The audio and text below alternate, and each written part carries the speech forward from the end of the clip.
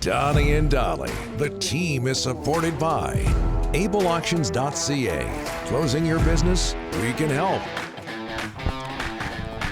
All of our guests today, including Dan Murphy, standing by, brought to you by the Waddling Dog Pub, one of Victoria's historic watering holes, welcomes you to come see why they're the talk of the peninsula. The Dog is the place to be for every Canucks game, Whitecaps, CFL, NFL, you name it.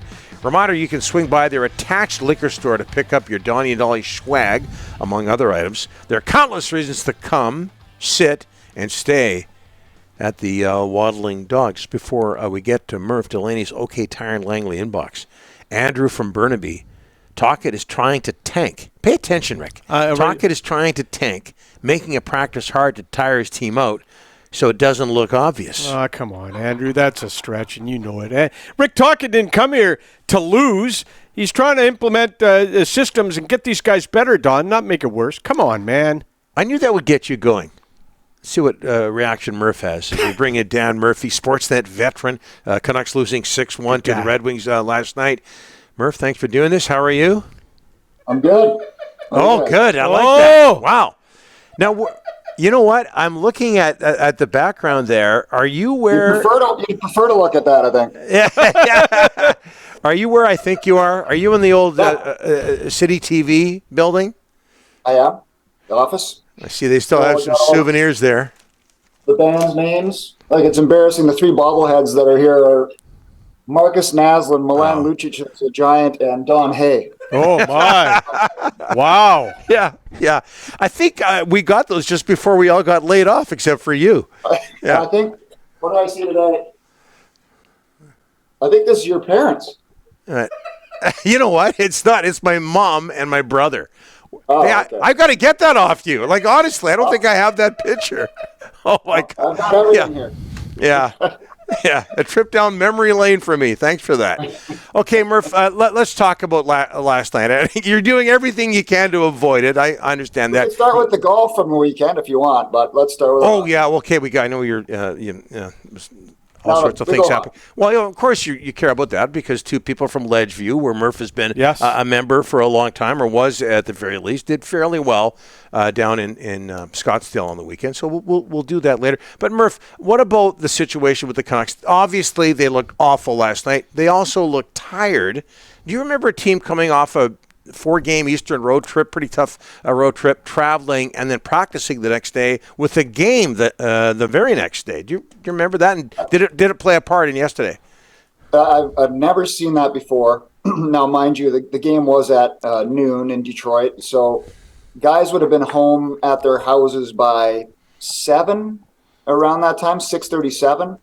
And I think another thing for Rick Tocchet is he would prefer not to have morning skates. So the only person that skated that played yesterday was Colin Delia and the scratches. So any of the guys that practiced and were going to play last night didn't have a morning skate. I think he prefers practice time over morning skates. I think he'd like to do away with those. But I've never seen that, although the circumstances were a little different because of the start time. But also that was 4 games and 6 nights. Yeah. They weren't able to travel a day earlier to New York like they usually would have because the mandated bye week. So they actually flew at 7 a.m. that Sunday, practiced when they got to Jersey as soon as they landed before the game the next day. But there was no morning skate in Jersey either. So I think this is just more of a Tocchet thing, practice time over morning skates. But I have to assume these guys are tired, and maybe more so mentally than physically, especially the guys that have been here for a few seasons. It hasn't been easy. There's been a lot of losing. There's been a lot of turnover. This is a team that's, gets behind in games and wastes energy trying to get back into these games. And I think have done a pretty admirable job trying to do that. But, yeah, I have no doubt these guys are tired, mentally and physically. And the Tocchet era so far, that's 8 games now. There's been 2 absolute horrendous losses. Seattle, and last second night, ever back-to-back, and last night. Other than that, I think you've seen some improvements, small improvements, I think. The underlying numbers are a little bit better. Mind you, some of the games were against great competition. So, yeah, they're tired. There's no question. We're building on what you said there. we all know what's going to happen with this team, at least, the big pictures. They're not going to make the playoffs. Do you think we're at a point now, Rick Tocchet, new coach, where he feels practices, and this might be just blasphemous when it comes to Francesco Aquilini, practices are more important than games right now? Well, it sounds almost like training camp, right? Yeah. Where the process is more important than the results right now. But you can understand that. This is a team, and I don't, like, everybody says, oh, the effort level. And I think for the most part, the effort level is always there. The talent level's not, right? I think they need to be taught. They can't defend. Now, obviously, this is personnel, the penalty kill, defending. Some of it's a personnel issue, no question. But I think there needs to be practice time. I think this coach needs to find out who he thinks he can move forward with, who he thinks can understand what he's trying to do, who he thinks can be part of the future, part of the solution, and not the problem. So it's a giant evaluation process. And I think that's one of the reasons why they were able to sell the coaching change when they did, is because you don't want to go into next season and have training camp be the end-all be-all, a coach trying to instill something then, trying to figure out who he has, who he likes. It's these final 35 games of the season for Rick Tocchet to do that. And so I think that's probably one of the big reasons why the coaching change was done at that time, because no matter where they are next season, no matter where they're projected to be, at least he'll have his systems implemented and they can hit the ground running. The team might still not be very good. There's going to be a change of direction, no doubt. But I think that was a big reason for why they did it this way. Murph, Canucks 7th in the NHL last year in save percentage, .912. Right now, .871, dead last in the NHL. Goaltending's been a huge issue. I mean, your starter's been out 3 months, Murph. I mean, it's no one's taken into account. Not only can't they defend, but they also have had 2 American Hockey League goaltenders in the last 3 months. Yeah, and last night, I don't fault Delia for a lot. There was a lot of tap-ins, backdoor goals, power plays, breakaway. And I've been loath to criticize the goaltenders because of what you said. 2 guys who had a combined, 41 games of experience before this season. Delia had more games than Martin by a long shot. And as I just mentioned, the defensive environment has been terrible. So terrible that it made Thatcher Demko look bad at the start of this season. So I've been always a little hesitant to criticize the goaltending, but I will say this: over the last couple of weeks, and then even those games where the defensive numbers have been better, the goaltending hasn't. And on that 4-game road trip, I think Spencer Martin had a .804 save percentage, and Delia was .841. I mean, that's not even close to average NHL goaltending. So you're right, the goaltending has been a problem. I think it's been a byproduct for the most part this season of how bad defensively this team has been. But Demko, he totally bailed them out last season. Yeah. Maybe gave them a false sense of belief that they were better defensively than they were because he was outlandish, the saves he was making. And I think Rick Tocchet's starting to see these cross-seam passes, these high-danger chances that the goalies have to face game in and game out. So I don't lay it all on the goaltending, but it for sure has been an issue, I think, especially lately. Murph, you're around the team a lot. Do you think Vancouver fans should believe in Rick Tocchet? I don't know. I mean, I think he's got a plan. I think he's not afraid to rattle some cages.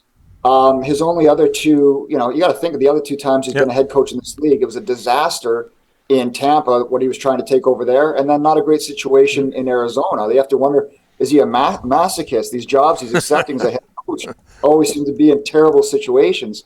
So I'm willing to give him a chance because I think defending has been a huge issue. And if he can figure out a way to install some defensive structure, then yes, I think they can move forward. Bruce was great last season when he took over. The team needed an emotional, an energy burst, right? It was just downtrodden. And he gave them that, a little belief. But it's clear that the systems in place were not conducive to winning long term, especially without Demko standing on his head early and then injured since December the 1st. So I'm willing to give this coach a chance for sure. But I still think this is, more than anything, a roster construction problem than a coaching problem. Well, long way to go. Okay, your golf, and I talked about this earlier. You belonging to Ledgeview, and of course, Nick Taylor finishes second at the Waste Management Open. Adam Hadwin finishes in a tie for 10th. There's going in the past, Ray Stewart, James Lepp. They're all from Ledgeview and Abbotsford, where I know you've played a lot. You remember there at the very least when you were a kid. What is it about that place that allows it to produce so many outstanding Canadian golfers? The greens, for one, were always super tough, difficult to read, slopey. The course itself is not long. There's no range. So some of this stuff is just, it's impossible to say. Now, these guys, played there till they were 17, 18, and then went on to college and really took off even further. But, Nick was the number one ranked amateur in the world. Lepp won the NCAAs, a couple of BC amateurs. But you know what drives me crazy? It would take just a little bit of research by the NBC or the Golf Channel. If I have to see one more time that Nick Taylor's from Winnipeg, I agree. I'm like, come on, guys, just a little bit of research. I think they mentioned Ledgeview a couple times. But if you would have asked me, I could only watch one thing on Sunday, the Super Bowl or the golf.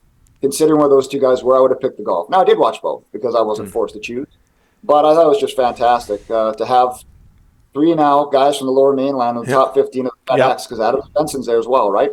Yeah. It's pretty insane. Golf's kind of tracking the way tennis has in Canada the last little bit. He's proud to be from Abbotsford. Murph, thanks so much for this. I appreciate that. Save that photo for me, by the way. There you go. Okay. Yeah. Not that one, the other one. Frame it. That one I don't care about. Frame it. Frame it. Why do your legs look so funny? Oh, I don't know. I'm not. I have no idea. I think we got some ideas. Murph, stop it. Hey, Murph, can I see that picture again? Just move it over a little bit towards your face. No, this one. Yeah. Look at the hair. What happened? Oh, look at that. Where did the hair go? Yeah. Oh man, those were the days. Thanks for this. I really appreciate it, Murph. I'm gonna have a tough show. Hey, Murph, let me get something in. Hey, Murph. Can you go on 650 and throw me under the bus again like you did a few weeks ago? Listen, I've got my sources. I got to go with my sources. And sometimes that's going to get people in trouble. And we're always getting in trouble, my friend. Always getting in trouble. Always fun. Hey, Murph, thanks. I appreciate it. Okay, boys. Have a great day.